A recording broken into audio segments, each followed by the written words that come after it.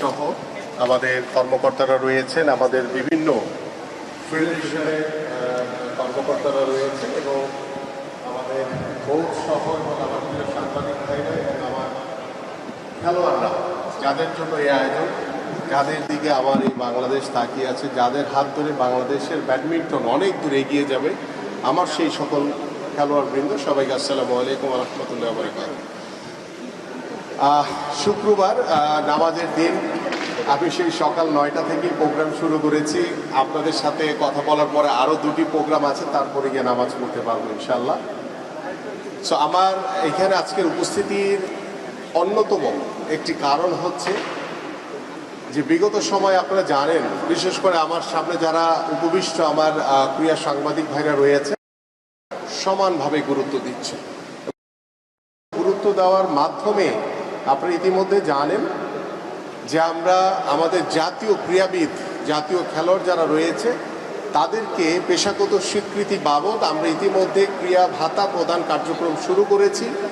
আমাদের প্রায় 300 জন খেলোয়াড়কে আমরা দিচ্ছি। পর্যায়ক্রমে আমরা 500 জনে উন্নীত করব ইনশাল্লাহ আমাদের এই ক্রীড়া ভাতা প্রদান কার্যক্রম।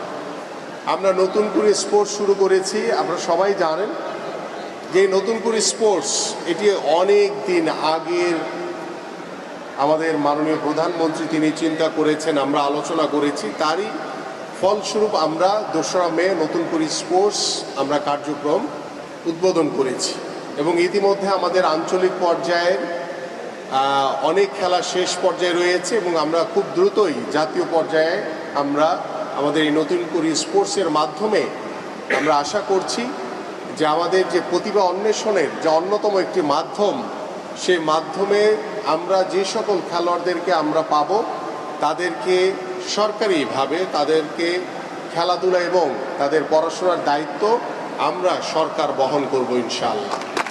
এবং আমি যে বিষয়টি আজকে উল্লেখ করতে চাই আপনাদেরকে, যে আপনারা জানেন যে আমাদের আগামী শিক্ষাবর্ষ থেকে আমরা জাতীয় শিক্ষাক্রমে আমরা খেলাধুলাকে বাধ্যতামূলক করতে যাচ্ছি এবং 8টি ইভেন্টের ভিতরে আপনাদের এই ব্যাডমিন্টনও রয়েছে, সো দ্যাট আমরা প্রত্যেকটি খেলাকে সমানভাবে গুরুত্ব দিয়ে পর্যায়ক্রমে নতুন করে স্পোর্টসে আরও অন্যান্য ইভেন্টগুলোকে আমরা সংযুক্ত করব। আমরা পর্যায়ক্রমে আমাদের শিক্ষাক্রমে আমরা আমাদের যে ভবিষ্যৎ প্রজন্মকে একটি সুস্থ জাতি উপহার দেওয়া, মাদকমুক্ত সমাজ গড়া, বিশেষ করে ডিভাইসের আসক্তি থেকে আমাদের ভবিষ্যৎ প্রজন্মকে দূরে রাখার লক্ষ্য নিয়ে আমাদের মাননীয় প্রধানমন্ত্রী যে চিন্তা ভাবনা করেছেন, আমি দৃঢ়ভাবে বিশ্বাস করি আপনারা এখানে অনেক অভিজ্ঞ, আমার চেয়ে অনেক বেশি অভিজ্ঞ মানুষ এখানে আছেন, যে আমরা যদি প্রত্যেকটি ঘরে, আমরা যদি প্রত্যেকটি পাড়া মহল্লায় আমাদের সন্তানদেরকে খেলার মাঠ তৈরি করে যদি খেলার উপযোগী একটি পরিবেশ তৈরি করে দিতে পারি, আজকে স্বাধীনতার প্রায় 55 বছর, প্রায় 56 বছর হতে চলেছে। আমরা দীর্ঘ এই পথ চলায় অনেক উত্থান পতন, অনেক সংগ্রাম আন্দোলন, অনেক স্বৈরাচারকে দেখেছি আমরা, কিন্তু আমরা সেই পিছনের দিকে আর ফিরে যেতে চাই না। আমরা সামনের দিকে এগিয়ে যেতে চাই এবং সেই এগিয়ে যাওয়ার যে কর্ম পরিকল্পনা আমাদের মাননীয় প্রধানমন্ত্রী জনাব তারেক রহমান হাতে নিয়েছেন, আমরা দৃঢ়ভাবে বিশ্বাস করি এই খেলাধুলার মাধ্যমেই আমরা আমাদের পরিবার, আমাদের সামাজিক ব্যবস্থাপনা, সর্বোপরি আমাদের রাষ্ট্রীয় ব্যবস্থাপনায় গুণগত পরিবর্তন সহ আমরা এই সমাজ ব্যবস্থা একটি আমূল পরিবর্তন আনতে পারবো বলে আমরা বিশ্বাস করি ইনশাআল্লাহ। এবং আমি এই ব্যাডমিন্টনকে শুধু আমাদের এই অডিটোরিয়ামের ভিতরে না, আমরা চাই যে আমাদের যে কর্ম পরিকল্পনা রয়েছে, যে 64টি জেলায় আমরা স্পোর্টস ভিলেজ করব এবং সেই স্পোর্টস ভিলেজে আমাদের আন্তর্জাতিক মানের ইনডোর সুবিধা সম্পন্ন সেই সুযোগ সুবিধা সহই আমরা সেই স্পোর্টস ভিলেজ আমরা নির্মাণ করব ইনশাআল্লাহ। আমাদের এই নতুন অর্থ বছরে আমরা 10টি স্পোর্টস ভিলেজকে পাইলট প্রজেক্ট আকারে আমরা নিচ্ছি।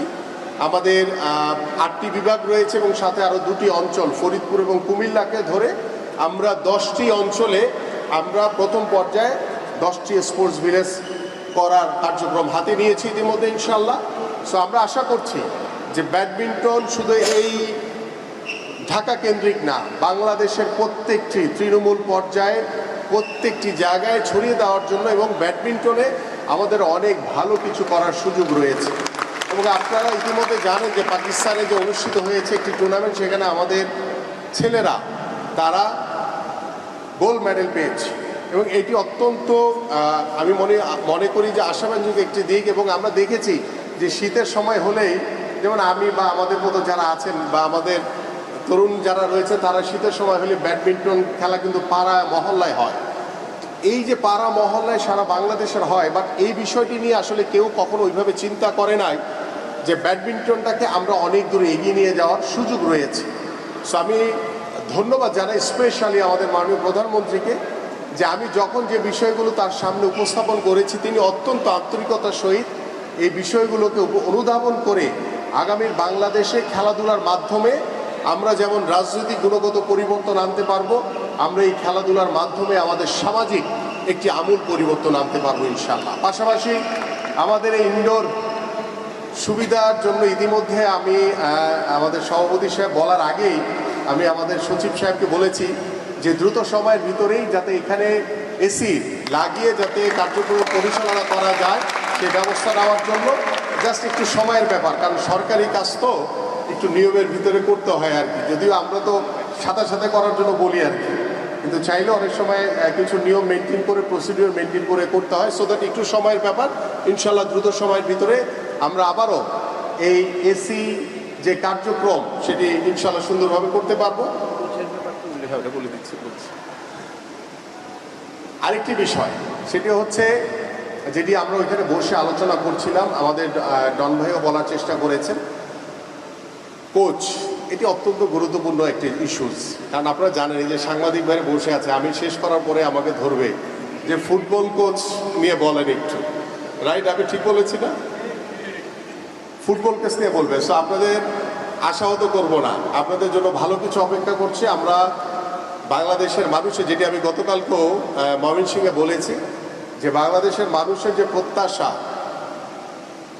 আপনাদের ফুটবল বোদ্ধাদের যে প্রত্যাশা, বা আমাদের প্রিয় সাংবাদিক যারা ফুটবল বা অন্যান্য স্পোর্টসকে এগিয়ে নিয়ে যাওয়ার জন্য কাজ করছেন, আমি মনে করি যে বাউফুফের প্রেসিডেন্টের সাথে গতকাল রাতে আমার সাথে কথা হয়েছে, আজকেও হয়তো একটু আলোচনা করে ইনশাল্লাহ 2-1 দিনের ভিতরে আমরা ফাইনালি আশা করছি ইনশাল্লাহ যে আপনাদের যে প্রত্যাশা বা বাংলাদেশের ফুটবল বোদ্ধাদের বা ফুটবল দর্শকদের, ফুটবল প্রেমীদের, বিশেষ করে আমাদের যে জেনজি প্রজন্ম রয়েছে যারা অনেক বেশি কনসার্ন, আপনার আমার চেয়ে অনেক বেশি তারা ভালো জানে কাকে নিলে সবচেয়ে ভালো হবে।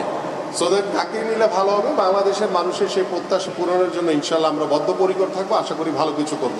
আমি যে বিষয়টি বলছিলাম যে ব্যাডমিন্টনেরও